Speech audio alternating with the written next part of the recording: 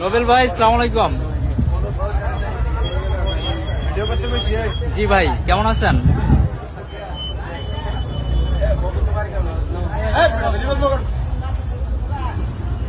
Video করতেছেন না, আপনি বকা দিচ্ছেন।